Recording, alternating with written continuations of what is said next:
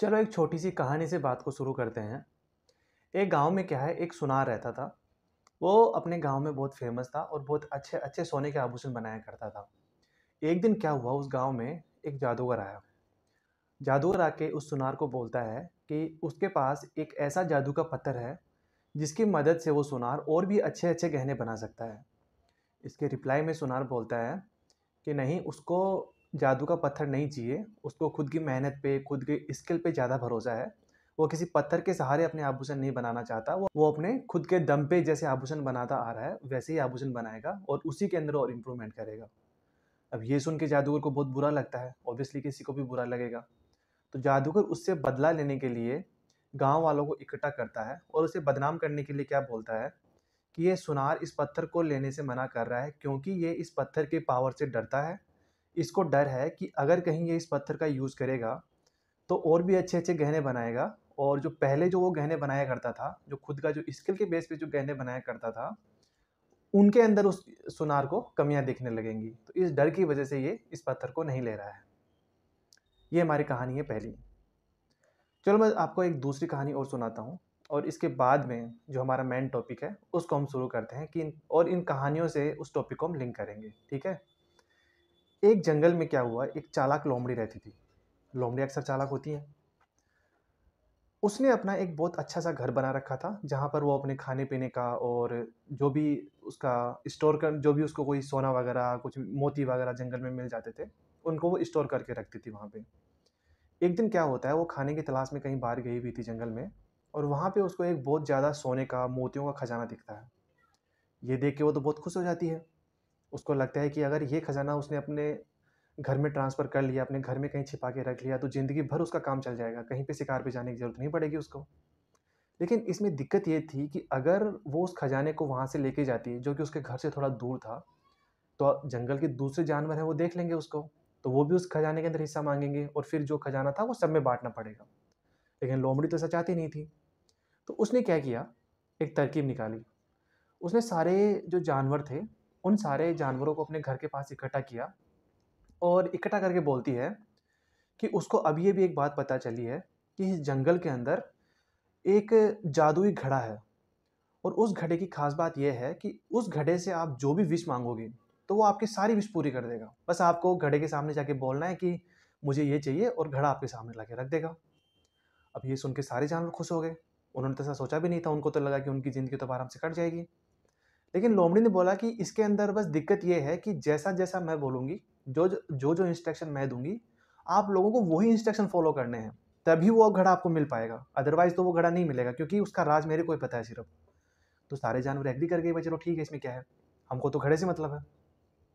तो उसने, लोमड़ी ने क्या किया, सारे जानवरों को एक दूर जंगल से साइड में एक बरगद के पेड़ के नीचे ले गई और वहाँ पे जाके वो बोलती है कि आप लोग इस बरगद के पेड़ के 1008 चक्कर लगाओ।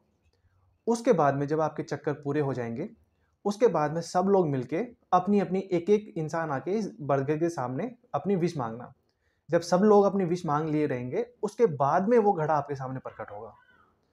तो सारे जानवर एग्री कर गए, भाई चलो ये तो बहुत अच्छा तरीका है, 1008 ही तो चक्कर लगाने हैं, वो तो हम लगा देंगे आराम से। और साथ में लोमड़ी बोलती है कि जब आप लोग ये चक्कर लगा रहेंगे, तब मुझे कुछ स्पेशल पूजा करनी पड़ेगी घर में जाके, क्योंकि घड़ा मैंने ढूँढा है, तरीका मेरे को पता चला है, तो स्पेशल पूजा भी मेरे को ही करनी पड़ेगी। तो आप लोग यहाँ पे चक्कर लगाना और मैं अपने घर में जाके स्पेशल पूजा करूँगी ताकि वो घड़ा हमको जल्दी से मिल जाए। तो सारे जानवर खुशी-खुशी मान गए। इधर सारे जानवर उस बरगद के पेड़ के चारों तरफ चक्कर लगाने लग गए और लोमड़ी आके, जो सोने का खजाना उसको मिला था, उसने एक-एक करके अपने घर में उसको शिफ्ट कर लिया। ये हमारी दूसरी कहानी है। अब देखो, इन दोनों कहानियों से जो मैं आपको बात समझाना चाहता हूँ वो ये है कि पहली कहानी में और दूसरी कहानी में एक चीज़ कॉमन है और वो ये कि यहाँ पर जो भी बातें हो रही हैं, जो भी आर्गुमेंट हो रहा है, जो भी यहाँ पे वार्तालाप हो रहा है, उसमें पहला आदमी जो बात बोल रहा है और जो दूसरा आदमी उस बात को इंटरप्रेट कर रहा है, वो डिफरेंट है। जैसे कि पहले वाले केस में जो सुनार था वो जादुई पत्थर इसलिए नहीं लेना चाहता था क्योंकि उसको अपने स्किल पे ज़्यादा भरोसा था। लेकिन जादूगर ने उसकी बात को रिप्रेजेंट कैसे किया कि ये पत्थर इसलिए नहीं लेना चाहता क्योंकि ये इस पत्थर की पावर से डरता है। तो उसने सुनार की बात को तोड़-मरोड़ के रिप्रेजेंट किया। सिमिलरली दूसरे केस में क्या हुआ कि लोमड़ी ने अपने अपने फ़ायदे के लिए उस सोने के खजाने को अपने घर में ले जाने के लिए उसने जंगल के अदर जानवर्स को किसी दूसरे मुद्दे की तरफ डाइवर्ट कर दिया। बात समझ में आ रही है कि एक अपना फायदा निकालने के लिए जो अदर लोग हैं उनको किसी अदर मुद्दे की तरफ डाइवर्ट कर दिए। इस टाइप की जो चीजें होती हैं इनको हम बोलते हैं लॉजिकल फैलेसीज। ये टर्म थोड़ा सुनने में थोड़ा अजीब लग रहा है, लॉजिकल फैलेसीज। इसका सीधा सीधा मतलब ये है कि ऐसी बातचीत, ऐसे स्टेटमेंट या फिर ऐसे आर्गुमेंट जो सुनने में तो हमको ठीक लगते हैं, एक बार जब हम उनको सुनते हैं तो हमको लगता है कि हाँ सामने वाला ठीक ही बोल रहा है, लेकिन जब उनको हम लॉजिकली या रीजनिंग करके या फिर पूरा फर्दर एग्जामिन करते हैं जब उस स्टेटमेंट के बारे में, तो हमको पता लगता है कि ये या तो गलत बोल रहा है या फिर हमको धोखा देने के पर्पज से बोल रहा है। या कहने का मतलब ये है कि जो बात सामने वाले इंसान ने बोली है उसका वो मीनिंग नहीं है एक्चुअल में जो वो हमको बताने की कोशिश कर रहा है। ठीक है, इनको हम बोलते हैं लॉजिकल फैलेसीज। सिंपल सा मतलब ये है कि ऐसी बातें जो लॉजिकली सुनने में ठीक लगती हैं लेकिन एक्चुअल में वो ठीक नहीं है, एक्चुअल में वो गलत है। अब सोचने वाली बात यह है कि लोग इन लॉजिकल फैलेसीज का यूज क्यों करते हैं, इनकी जरूरत क्या पड़ती है। तो जैसे हमने जो कहानी अभी सुनाई, 2 कहानियां सुनाई, उनमें तो सीधी सीधा पता चल रहा है कि पहले वाले में तो वो जो जादूगर था वो अपना पत्थर बेचना चाहता था सामने वाले के स्टेटमेंट को तोड़ मरोड़ के।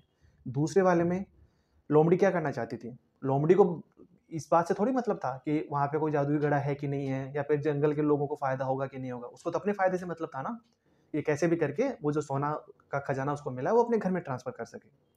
तो एक बात तो साफ है कि ये जो लॉजिकल फैलेसीज होती हैं उनको कई बार लोग जानबूझ के यूज़ करते हैं या फिर कई बार अनजाने में भी यूज़ करते हैं। अनजाने में कैसे? अनजाने में जैसे कि मान लो कि आपके पास कोई इन्फॉर्मेशन आई है व्हाट्सएप के थ्रू या फिर किसी सोशल मीडिया के थ्रू या फिर यूट्यूब पे या फिर कहीं फेसबुक पे, और उस इन्फॉर्मेशन का आप उस इन्फॉर्मेशन वो इन्फॉर्मेशन सही है या गलत है इसका आपको नहीं पता है। आपने जो सामने लिखा हुआ है उसको सही मान लिया है और उसके बेसिस पे आप डिस्कशन कर रहे हैं। अगर वो इन्फॉर्मेशन गलत है तो आप जो भी बात बोल रहे होंगे या फिर जो भी आर्गुमेंट कर रहे होंगे वो भी गलत हो जाएगा अपने आप। लेकिन ये बात आपको पता नहीं चल रही है क्योंकि आप तो ये मान के डिस्कस कर रहे हैं ना कि आप जो बोल रहे हो सही बोल रहे हैं, लेकिन एक्चुअल में वो सही नहीं है क्योंकि आप जहाँ से वो इन्फॉर्मेशन आपको मिली है वो गलत तरीके से मिली है या वो गलत इन्फॉर्मेशन आपको मिली है। तो ये अनइंटेंशनल भी हो सकता है। और कैसे और क्यों लोग यूज़ करते हैं इसका? कई बार ऐसा होता है कि हम अपने मन में कोई धारणा बना के रखे होते हैं पहले से ही, और उस धारणा को प्रूव करने के लिए हम उल-जुलूल कोई भी स्टेटमेंट दिए जाते हैं। घुमा फिरा के हमको कंक्लूजन ये निकालना होता है कि जो मैं बोल रहा हूँ वही सही बोल रहा हूँ। तो कई बार ऐसा भी होता है कि हम अपनी बात को प्रूव करने के लिए भी ऐसे लॉजिकल फैलेसीज का यूज़ करते हैं जिसके बारे में हमको पता होता है कि हाँ, ये जो मैं बात बोल रहा हूँ सही नहीं है, लेकिन जो बात मैंने अपने मन में मान रखी है, जो बहुत पहले से लंबे टाइम से मैंने अपने दिमाग में बिठा रखी है, उसको मुझे प्रूव भी करना है। तो फिर हम लॉजिकल फैलेसीज का यूज़ करते हैं। कई बार ऐसा होता है कि हमारे पास कोई स्ट्रॉन्ग पॉइंट नहीं होता है, लेकिन हम सामने वाले को इमोशनल तरीके से इन्फ्लुएंस करके अपनी बात मनवाने की कोशिश करते हैं, इमोशनली इन्फ्लुएंस करते हैं। जैसे अगर एक लड़की अपनी मम्मी को बोलती है कि मुझे अभी शादी नहीं करनी है या फिर अभी मैं अपना कैरियर बनाना चाहती हूँ, अभी अपने कैरियर पे फोकस करना चाहती हूँ, और उसके रिप्लाई में मम्मी इस बात का जवाब ना देके क्या बोलती है कि देखो बेटा, तुम इतनी बड़ी हो गई हो, हमारे समाज में क्या इज्जत रहेगी अगर तुम शादी नहीं करोगी, तो समाज में ही हमको रहना है। तो देखो यहाँ पे जो पहली जो लड़की बात बोल रही है कि उसको अपना कैरियर बनाना है, इस बात का मम्मी रिप्लाई नहीं दे रही है, वो रिप्लाई दे रही है इमोशनली इन्फ्लुएंस करने की कोशिश कर रही है, इमोशनल तरीके से बोल के। तो ऐसे बहुत से डेली लाइफ में हम एग्जांपल देखते हैं जहाँ पे लोग इन लॉजिकल फैलेसीज का यूज़ करते हैं अपने बेनिफिट के लिए भी, कई बार जान के कई बार अनजाने में। ठीक है, तो किस किस टाइप से ये लॉजिकल फैलेसीज हो सकती हैं कि जैसे पहले वाला एग्जांपल जो हमारा कहानी थी सुनार वाली, उसमें जादूगर ने क्या किया था, जादूगर ने सुनार की बात को तोड़ मरोड़ के रिप्रेजेंट किया था। जैसा सुनार ने बोला था उसको वैसे रिप्रेजेंट ना करके अपने तरीके से अपने फायदे के हिसाब से उसको रिप्रेजेंट किया था। दूसरी लोमड़ी वाली कहानी में लोमड़ी ने क्या किया, लोमड़ी ने जंगल के जानवरों को किसी दूसरे काम में लगा के अपने फायदे के लिए जो सोना उसको लेके जाना था उसके लिए उसने जंगल के जानवरों को दूसरे डायरेक्शन में डाइवर्ट कर दिया। तो इस टाइप से और कैसे कैसे हम अपने डेली लाइफ में या फिर जो पॉलिटिकल डिबेट होती हैं या फिर जो हमारे घर में भी डिस्कशन होते हैं या फिर जो हम स्कूल में कॉलेजेस में वहाँ पर भी जो ऐसे आर्गूमेंट होते हैं, वहाँ पर किस किस तरीके से हमको बेवकूफ़ बनाया जा सकता है या फिर हमको किस किस तरीके से गलत बातें बोल के हमको ज़बरदस्ती अपनी थॉट मनवाने की कोशिश की जा सकती है। तो कुछ एग्जांपल्स, कुछ अलग-अलग टाइप की लॉजिकल फैलेसीज़ होती हैं, जिनके आप नाम पे मत जाना, बस जो उनका सेंस है, जो उनका मीनिंग है, वो समझने की कोशिश करना। ठीक है? तो पहली हमारी लॉजिकल फैलेसी है straw man logical fallacy. Straw man logical fallacy का मीनिंग क्या है कि जो बात एक इंसान बोल रहा है, दूसरा इंसान उस बात को तोड़-मरोड़ के अपने फ़ायदे के लिए रिप्रेज़ेंट करे। इसको हम बोलते हैं स्ट्रॉमैन लॉजिकल फ़ैलेसी। नाम पे मत जाओ, बस मीनिंग समझो कि बात को तोड़-मरोड़ के रिप्रेज़ेंट करना। जैसे अगर मैं कुछ एग्ज़ाम्पल दूँ, तो एक डिबेट चल रही है, जिसमें एक इंसान बोलता है कि मुझे हेल्थ रीज़न की वजह से, हेल्दी रहने के लिए मुझे वेजिटेरियन होना पसंद है। ठीक है? उसने अपनी बात रखी और इसके रिप्लाई में जो दूसरा इंसान है, वो बोलता है कि इसका मतलब जो हम नॉन-वेज खाते हैं वो अनहेल्दी हैं, वो हमको अपने हेल्थ की कोई चिंता ही नहीं है। अब देखो यहाँ पे क्या हुआ है, उसने पहले वाले ने अपनी हेल्थ को ध्यान में रख के बोला है कि उसको हेल्दी रहने के लिए वेजिटेरियन होना पसंद है। उसने ये नहीं बोला कि जो नॉन-वेज खाते हैं वो अनहेल्दी होते हैं या फिर उनकी लाइफ़स्टाइल खराब होती है। लेकिन जो दूसरा इंसान था उसने पहले वाले की बात को तोड़-मरोड़ के रिप्रेज़ेंट किया। ठीक है? ऐसा ही अगर मैं एक एग्ज़ाम्पल आपको बताऊँ कि एक डिस्कशन चल रहा है जिसमें क्लास के अंदर टीचर बोलता है बच्चों को कि हमको जो सोशल मीडिया आप लोग यूज़ करते हैं, उसके ऊपर थोड़ा लिमिट लगानी चाहिए। एक कंट्रोल्ड वे में सोशल मीडिया का यूज़ होना चाहिए। और जो सामने स्टूडेंट जो बैठे हैं, वो इस आर्गुमेंट को काउंटर करने के लिए तोड़-मरोड़ के कैसे रिप्रेज़ेंट करते हैं, वो बोलते हैं कि आप ये चाहते हैं, इसका मतलब तो ये है कि हम लोग बाहर की दुनिया से एकदम कट जाएँ। आप ये चाहते हैं कि हम बाहर की दुनिया से कनेक्शन ही ना रखें। देखो क्या हुआ यहाँ पे, पहले टीचर ने बोला था कि हमको सोशल मीडिया के यूज़ को रेगुलेट करना है, लेकिन बच्चों ने उसको रिप्रेजेंट कैसे किया कि टीचर हमको बाहर की दुनिया से एकदम कट करके रखना चाहते हैं, जबकि ऐसा मीनिंग नहीं था पहले वाले स्टेटमेंट का। तो आपको बेसिक मीनिंग समझ में आया यहाँ पे लॉजिकल फैलेसी का, कि पहले वाले के आर्गुमेंट को दूसरे वाला इंसान तोड़-मरोड़ के रिप्रेजेंट कर रहा है और किस तरीके से रिप्रेजेंट कर रहा है, अपने फायदे के लिए। तो इसको हम बोलते हैं स्ट्रोमैन लॉजिकल फैलेसी। ऐसे एक दूसरी लॉजिकल फैलेसी होती है जिसको हम बोलते हैं स्लिपरी स्लोप लॉजिकल फॉलिसी। इसका क्या मतलब हुआ कि एक इंसान अपने आर्गुमेंट को, अपनी बात को मजबूत दिखाने के लिए, उसको स्ट्रांगली रिप्रेजेंट करने के लिए इतना ज़्यादा एक स्लोप की तरह, जैसे होता है ना ढलाव होता है, उस ढलाव की तरह इतना खींच के ले जाता है कि उसका कोई सेंस नहीं बनता। जैसे अगर मैं आपको एग्जांपल दूँ कि एक बच्चा अभी 8th क्लास में है, ठीक है? उसके पापा और वो खेलने जाना चाहता है और उसके रिप्लाई में उसके पापा क्या बोलते हैं कि अगर तुम अभी खेलने जाओगे 8th क्लास में, तो तुम सही से पढ़ नहीं पाओगे, तुम्हारा पढ़ाई में ध्यान नहीं लगेगा। पढ़ाई में ध्यान नहीं लगेगा तो तुम एग्ज़ाम में पास नहीं कर पाओगे। एग्ज़ाम पास नहीं करोगे तो फिर तुम फर्दर स्टडीज़ नहीं कर पाओगे। फर्दर स्टडीज़ नहीं कर पाओगे तो फिर तुम्हारा कोई जॉब नहीं लगेगा, तुम लाइफ़ में कुछ नहीं कर पाओगे, तुम किसी काम के नहीं हो। ठीक है? अब देखो यहाँ पे क्या हुआ, एक छोटी-सी बात कि बच्चा खेलने जाना चाहता है और उसको सामने वाले इंसान ने ऐसे रिप्रेज़ेंट किया कि वो खेलने जाना जाना पता नहीं कितना बड़ा गुनाह हो गया। ठीक है? बात को एकदम तोड़-मरोड़ के रिप्रेज़ेंट करना और इतना ज़्यादा उसको सामने वाले के दिमाग में डर डाल देना कि डर की वजह से सामने वाला कोई काम ना करे। जैसे अगर आप डेली जो पॉलिटिकल डिबेट्स होती हैं, वहाँ पे आप सुनते हैं कि अगर अब की बार बीजेपी सरकार नहीं आई, मोदी जी अगर प्रधानमंत्री नहीं बने तो क्या होगा? देश के अंदर जो मुस्लिम पॉपुलेशन है वो ज़्यादा बढ़ जाएगी। अगर मुस्लिम पॉपुलेशन ज़्यादा बढ़ेगी तो जो हिंदू लोग हैं उनको वो कंट्रोल करने लगेंगे। अगर उनको कंट्रोल करने लगेंगे तो धीरे-धीरे भारत भी एकदम पूरा मुस्लिम स्टेट बन जाएगा। पूरे के पूरे यहाँ पे सब लोग मुसलमान ही हो जाएँगे। अब यहाँ पे कोई लिंक नहीं इन बातों का, लेकिन अपनी बात को मजबूती से दिखाने के लिए और सामने वाले के दिमाग में डर डालने के लिए एक बात को बहुत बड़ा चढ़ा के रिप्रेजेंट किया जाता है, जिसका कोई लॉजिकली कोई सेंस नहीं बनता है। लेकिन फिर भी अपनी बात को स्ट्रॉन्ग प्रूव करने के लिए ऐसे आर्गुमेंट दिए जाते हैं। तो ये होती है हमारी स्लिपरी स्लोप लॉजिकल फैलेसी, जिसमें एक बात को कहते-कहते एक स्लोप की तरह वो बात बहुत लंबी खिंचती जाती है।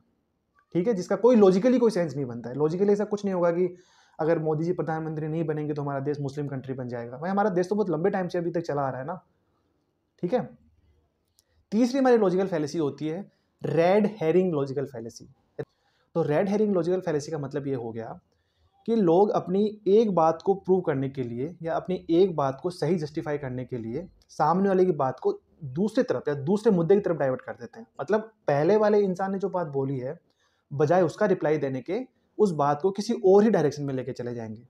इसको हम बोलते हैं रेड हेरिंग लॉजिकल फैलेसी। इसका अगर मैं एग्जांपल दूं आपको, तो जैसे पॉलिटिकल डिबेट्स होती हैं और उसमें दो पार्टी के लोग बैठे हैं, एक वो पार्टी जो पावर में है और एक वो पार्टी जो अपोजिशन में है। अपोजिशन की पार्टी वाला इंसान बोलता है कि हमारे देश में आपकी सरकार के बाद में बहुत महंगाई बढ़ गई है, बहुत बेरोजगारी हो गई है, हमारा जो रुपीज है वो भी काफ़ी डॉलर के कंपेयर में बहुत डिवेल्यूएट करता हुआ जा रहा है, बहुत सारी समस्याएं हैं। इनके बारे में अपोजिशन की पार्टी वाला इंसान बात कर रहा है। अब जो रूलिंग पार्टी का मेंबर है, बजाय इनकी जो अपोजिशन पार्टी के लिए इंसान ने जो बातें रखी हैं, बजाय इनको काउंटर करने के, वो रिप्लाई देता है कि अरे तुमको तो देश की बेरोजगारी की पड़ी, देश की महंगाई की पड़ी, हमारे देश की सुरक्षा को कितना मजबूत कर दिया हमारी सरकार ने। देखो हमारी आर्मी 24 घंटे एकदम सीमा के ऊपर खड़ी रहती है, पूरे देश को एकदम सुरक्षित करके रखा है। अब ये बात सही है कि हमारी देश की आर्मी देश की सुरक्षा करती है, नो डाउट, लेकिन अभी जो बात चल रही है वो ये चल रही है कि हमारे देश में जो बेरोजगारी हुई है आपकी सरकार के आने के बाद में, जो महंगाई हुई है, जो हमारी करेंसी जो नीचे गिरती हुई जा रही है, उसके लिए आपकी सरकार क्या कर रही है। लेकिन जो सामने वाला इंसान है, इन बातों का रिप्लाई देने के बजाय अपनी बात को ज़्यादा मजबूती से दिखाने के लिए अपने इस मुद्दे को किसी और डायरेक्शन में ले जाता है। जैसे जो हमने कहानी सुनाई थी लोमड़ी वाली, तो लोमड़ी ने क्या किया, अपना फ़ायदा करने के लिए जानवरों को किसी और डायरेक्शन में अट्रैक्ट कर दिया। ये रेड हेरिंग जो लॉजिकल फैलेसी होती है, ये हम अपनी डेली लाइफ में भी इसका यूज़ कर सकते हैं। स्पेशली जैसे रिलेशनशिप के अंदर एक कपल के अंदर एक आर्ग्यूमेंट हो रहा है कि तुमने आज खाना बनाने के लिए बोला था, तुमने खाना क्यों नहीं बनाया। और उसके रिस्पॉन्स में दूसरा इंसान बोलता है कि अरे तुमको तो खाने की पड़ी है, याद करो मैंने तुम्हारा बर्थडे विश किया था, मैं तुम्हारे लिए इतने गिफ्ट लेके आया करता था, वो सब तुम भूल गई हो क्या। अब ऐसा नहीं कि बर्थडे के गिफ्ट दिए होंगे, वो सब याद भी होंगे, लेकिन मुद्दा यहाँ पे ये है कि तुमने खाना क्यों नहीं बनाया। तो बजाय इस बात पे डिस्कस करने के, दूसरे वाला इंसान इस बात को किसी और डायरेक्शन में ले गया, कहीं और डाइवर्ट कर दिया है। इसको हम बोलते हैं रेड हेरिंग लॉजिकल फैलेसी। ठीक है, नेक्स्ट हमारी लॉजिकल फैलेसी है बैंड वैगन फैलेसी। हिंदी में बोले तो भीड़ चाल में चलने वाला, कि हम किसी बात को इसलिए मान लेते हैं क्योंकि बहुत से लोग उसको मानते हुए आ रहे हैं। उस बात को मानने का कोई लॉजिकल रीजन हमारे पास नहीं है कि हमको क्यों मानना है इसको, लेकिन हम इसलिए मान लेते हैं क्योंकि बहुत से लोग मानते हुए आ रहे हैं। तो इसको बोलते हैं band wagon logical fallacy, Hindi में भीड़ चाल। इसके तो आपको दुनिया भर के एग्जाम्पल मिल जाएंगे आपकी डेली लाइफ के अंदर ही। एक इंसान जो एक पर्टिकुलर रिलीजन में अगर पैदा हुआ है, तो वो वही सारे कस्टम फॉलो करेगा जो उसके रिलीजन में चलते हुए आ रहे हैं। कोई उनसे पूछे कि तुम ये क्यों कर रहे हो, तो उसका रिप्लाई उसके पास हो सकता है कि उसका लॉजिकल जस्टिफिकेशन ना हो, लेकिन जस्टिफिकेशन सिर्फ एक होगा, वो ये तो चलता हुआ आ रहा है, सब लोग कर रहे हैं तो मैं भी कर रहा हूँ, है कि नहीं। बैंड वैगन लॉजिकल फैलेसी के और एग्जाम्पल क्या हो सकते हैं, जैसे आपको बोला जाए कि फलाना बाबा के हमको पैर छूना चाहिए, हमको उनकी इज्जत करना चाहिए। क्यों करना चाहिए, क्योंकि बाकी के सभी लोग उनके पैर छूते हैं, बाकी के सभी लोग उनकी इज्जत करते हैं, इसलिए हमको भी करनी चाहिए। लॉजिक कुछ नहीं है, रीजन कुछ नहीं है, वो भले ही बाबा कितना भी घटिया हो, कैसा भी हो, लेकिन चूंकि 10 लोग उसकी इज्जत करते हैं, 20 लोग उसकी इज्जत करते हैं, तो हमको भी उसकी इज्जत करनी चाहिए। ये बैंड वैगन हो गया। इसके अलावा हमको कास्ट सिस्टम को फॉलो करना चाहिए। क्यों फॉलो करना चाहिए, क्योंकि सभी लोग करते हैं तो हमको भी करना चाहिए। सब भीड़ चाल चल रही है ना, कि जो काम एक भीड़ करती है वो हमको भी करना चाहिए। रीजन उसका कुछ भी हो, उससे कोई मतलब नहीं होता। ज़्यादातर लोग अगर किसी बात को मान रहे हैं तो हमको भी मानना चाहिए। तो इसको हम बोलते हैं बैंड वैगन लॉजिकल फैलेसी। ठीक है, नेक्स्ट हमारा है add hominem logical fallacy. Add hominem logical fallacy का मतलब क्या होता है कि एक इंसान कुछ जो बात बोल रहा है, उस बात को काउंटर करने के, उस बात का लॉजिकल रिप्लाई देने के, उस इंसान के ऊपर ही आप अटैक कर दो, उस इंसान के पर्सनल कैरेक्टर के ऊपर आप अटैक कर दो। इसको हम बोलते हैं एड होमिनम लॉजिकल फैलेसी। इसका मैं आपको एग्जांपल दूं, मान लो एक घर के अंदर कहीं घूमने जाने के लिए डिस्कशन चल रहा है कि हमें किसी हिल स्टेशन पे जाना चाहिए, या फिर कहीं बीच वाले एरिया में घूमने जाना चाहिए, या फिर किसी प्लेन वाले एरिया में घूमने को जाना चाहिए। इस बात को लेके घर में डिस्कशन हो रहा है। तभी जो घर का सबसे छोटा मेंबर होता है वो आता है और वो अपनी राय रखता है कि हमें फ़िलहाल जो बीच वाला एरिया है वहाँ पर घूमने जाना चाहिए। क्यों, क्योंकि वहाँ पे हमारे यहाँ पे थोड़ा पास में भी पड़ेगा, थोड़ा सस्ता भी पड़ेगा, और हम लोगों ने अभी बीच वाले एरिया में कुछ एक्सपीरियंस नहीं किया है घूमने का, तो हमको वो भी देखने को मिल जाएगा। और इसके रिस्पॉन्स में जो घर का बड़ा मेंबर है वो क्या बोलता है, अरे तू रहने दे, अब तू एडवाइस मत दे, डेली तो 10-12 बजे तो तू उठता है दिन के अंदर, अब तू एडवाइस देगा, खुद का सोने उठने का तो पता ही नहीं और एडवाइस देने आ गया। अब देखो यहाँ पे जो पहले आदमी ने जो बात बोली, पहले इंसान ने जो बात बोली, उसको काउंटर करने के बजाय जो दूसरा वाला इंसान है उसके पर्सनल कैरेक्टर के ऊपर अटैक कर रहा है। उसके पर्सनल जो जैसे कि वो कितने बजे उठता है, घर का सबसे छोटा आदमी है, सबसे छोटा मेंबर है, तो इन सब के ऊपर अटैक करके उसकी बात को काउंटर किया जा रहा है, बजाय उसकी बात जो उसने बोला है उसको काउंटर करने के। ठीक है, इसको हम बोलते हैं एड होमिनम लॉजिकल फैलेसी। आप पॉलिटिकल डिबेट में भी आप बहुत देखते हैं, कोई आपको बोलता है कि जैसे टीवी चैनल पे जो डिस्कशन चल रहा होता है उसमें एक इंसान बोलता है कि हमारे देश में अभी बहुत बेरोजगारी चल रही है, गरीबी चल रही है, महंगाई चल रही है, और उसके रिस्पॉन्स में दूसरा इंसान बोलता है पिछले 60 सालों से आप लोगों ने तो ये कर रखा है, पिछले 60 सालों में तो इससे भी ज़्यादा थी। अब उसने इस क्वेश्चन का जवाब नहीं दिया, बल्कि जो इंसान जो क्वेश्चन पूछ रहा है उसके ऊपर अटैक कर दिया कि आप लोगों ने क्या किया। यहाँ पे आप जो पावर में जो पार्टी है उसको इसीलिए लाया गया है ना कि पहले वाले ने अच्छे से नहीं किया था, तभी तो उनको लाया गया है। लेकिन ये अपनी वाली बात को दूसरे वाले पे, पहले वाले पे अटैक करके जस्टिफाई कर रहे हैं कि तुमने भी तो नहीं किया था तो हम क्यों करें। समझ रहे हैं, तो इसको हम बोलते हैं एड होमिनम लॉजिकल फैलेसी, जिसमें सामने वाले इंसान के बात को काउंटर करने के बजाय उसके पर्सनल कैरेक्टर पे या फिर उसके खुद के ऊपर ही एक तरीके से लांछन लगा के उस बात को काउंटर किया जाता है। ठीक है, इसको हम बोलते हैं add hominem logical fallacy. Next logical fallacy है अपील टू ऑथोरिटी। इसका क्या मतलब हुआ? इसका बेसिक सा मतलब ये है कि एक ऐसा इंसान जो किसी एक पर्टिकुलर ऑथोरिटी पे है, कहने का मतलब थोड़ा फेमस इंसान है, जिसको जैसे सेलिब्रिटी टाइप हो गए, कोई पॉलिटिशियन टाइप हो गया, कोई ये जो हमारे एक्टर वगैरह होते हैं, क्रिकेटर वगैरह होते हैं, ये सब। एक ऐसा इंसान जो थोड़ा फेमस है, एक ऑथोरिटी के ऊपर है, वो अगर कोई बात बोल रहा है तो लोग उसको आंख बंद करके मान लेते हैं। वो बात जो बोल रहा है वो सही है कि गलत है, इसका हम लोग जस्ट वो नहीं करते हैं, उसको रीजनिंग नहीं करते हैं, उसका एनालिसिस नहीं करते हैं। हम उसकी बात को इसलिए मान लेते हैं क्योंकि एक किसी ऑथोरिटी पर पहुंचा हुआ इंसान ये बात कह रहा है। जैसे बहुत से क्रिकेटर होते हैं जो ये क्रिकेट की फैंटेसी एप्स होती हैं, उनको प्रमोट करते हैं। देखा जाए तो एक तरीके से सट्टेबाजी है, अगर आप सिंपल टर्म में बोले तो। लेकिन उसको बहुत ऐसे लाग लपेट के कि अरे आप टीम नहीं बना रहे, अरे ये तो स्किल का गेम है, ऐसे कर करके उसको प्रमोट किया जाता है। और प्रमोट करने वाला जो इंसान होता है वो एक ऐसी ऑथोरिटी पे होता है जिसको हम लोग एक सेलिब्रिटी टाइप मानते हैं, और उसकी बात को हम एक्सेप्ट भी इसलिए कर लेते हैं क्योंकि एक फेमस बंदा बोल रहा है।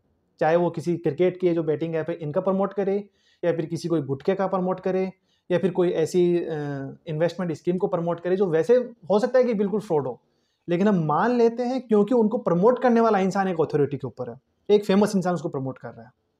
समझ में आया? इसको हम बोलते हैं अपील टू ऑथोरिटी। कि ऐसी लॉजिकल फैलेसी जो बात सुनने में हो सकता है कि सही है कि गलत है, वो तो मुद्दा ही खत्म हो गया। उस बात को हम सही मान लेते हैं क्योंकि उसको एक फेमस इंसान या फेमस सेलिब्रिटी प्रमोट कर रहा है। ठीक है, इसको बोलते हैं appeal to authority logical fallacy. अब तक हमने कौन कौन सी लॉजिकल फैलेसी पढ़ी है? Number 1 Strowman logical fallacy. उसमें क्या था? स्ट्रोमैन वाली में एक इंसान के आर्गुमेंट को दूसरा इंसान तोड़ मरोड़ के रिप्रेजेंट कर रहा था। क्यों रिप्रेजेंट कर रहा था तोड़ मरोड़ के? ताकि खुद के आर्गुमेंट को वो बेटर प्रूव कर सके। दूसरे वाली हमने पढ़ी स्लिपरी स्लोप लॉजिकल फैलेसी, जिसमें क्या हो रहा था कि हम एक जो ढलाव होता है ना उसके ऊपर एकदम पूरे यहाँ से गिरने के बाद लुढ़कते लुढ़कते लुढ़कते पूरा लुढ़कते जाते हैं। कि हमने बोला कि अगर आप अभी खेलने जाओगे तो पढ़ोगे नहीं तो 8th क्लास में पास नहीं होगे तो तुमको आगे एडमिशन नहीं मिलेगा तो तुम जीवन में कुछ नहीं कर पाओगे, जॉब नहीं मिलेगी। तो हमने कहाँ की बात को कहाँ लिंक कर दिया, कोई लेना देना नहीं है इसका, लॉजिकली कोई लेना देना नहीं है, लेकिन अपनी बात को प्रूव करने के लिए, अपनी बात को मनवाने के लिए हम लोग तोड़ मोड़ के रिप्रेजेंट कर दिया। ये हमारी स्लिपरी स्लोप थी। इसके अलावा नेक्स्ट हमारा था बैंड वैगन लॉजिकल फैलेसी, भीड़ चाल में चलने वाली। कि बात लॉजिकली सही है कि गलत है वो मुद्दा ही खत्म हो गया, भीड़ मान रहे तो हम भी मानेंगे। नेक्स्ट हमारी लॉजिकल फैलेसी थी एड होमिनम लॉजिकल फैलेसी, जिसमें हमने क्या किया कि सामने वाली बात को काउंटर किया, उसकी बात का रिप्लाई देके नहीं बल्कि उसके पर्सनल कैरेक्टर के ऊपर अटैक करके। और लास्ट में हमने पढ़ा appeal to authority logical fallacy. इसका मतलब क्या हुआ कि हम किसी की बात को इसलिए मान लेते हैं क्योंकि एक फेमस बंदा उस बात को बोल रहा है, वो बात सही बोल रहा है, उसके अपने फील्ड से बोल रहा है, नहीं बोल रहा है, कोई लेना देना नहीं, मान लेते हैं हम लोग। क्यों? क्योंकि एक फेमस इंसान बोल रहा है। इसको हम बोलते हैं अपील टू ऑथोरिटी। ये कुछ ही लॉजिकल फैलेसी हैं जिनके बारे में हमने बात की है। इसके अलावा और भी बहुत सारी हो सकती हैं, लेकिन मैंने आपको एक बेसिक आइडिया दे दिया जिसके बेसिस पे आप पहचान सकते हैं कि कौन सी बात लॉजिकली करेक्ट है और कौन सी बात में आपको उल्लू बनाया जा रहा है। ठीक है, तो अभी सारी कहानी का जो ये राम कहानी में सुनाया जा रहा हूँ इतनी देर से, इसका मेन कंक्लूजन क्या, क्यों ये सब मैं कर रहा हूँ? इसका सिर्फ और सिर्फ एक रीज़न है ये सब करने का, वो ये कि आगे आने वाले जो भी वीडियोज़ मैं बनाऊँगा या फिर जो वीडियोज़ आप सोशल मीडिया पे देखते हैं, कोई भी कंटेंट आप जो कंज्यूम करते हैं, मैं चाहता हूँ कि वहाँ पे आप एक समझदार दर्शक की तरह उसको देखें, एक समझदार व्यूअर बन के देखें। ऐसा नहीं कि आपको न्यूज़ चैनल के ऊपर कोई कुछ भी दिखा दे रहा है, सोशल मीडिया के ऊपर आके आपका फेवरेट इंसान कोई कुछ भी बोल दे रहा है और आँख बंद करके उसको मान ले रहे हैं। मैं चाहता हूँ कि आप लॉजिकल तरीके से किसी भी बात का एनालिसिस करें और उसके बाद ही उसको एक्सेप्ट करें। ऐसा ना हो कि कोई लोमड़ी अपने फ़ायदे के लिए जानवरों को किसी पेड़ के चक्कर लगा रही है और आप लोग एकदम बैठे-बैठे चक्कर काट रहे हैं और उधर लोमड़ी अपना फ़ायदा कर रही है। ठीक है? आज के लिए इतना ही। धन्यवाद।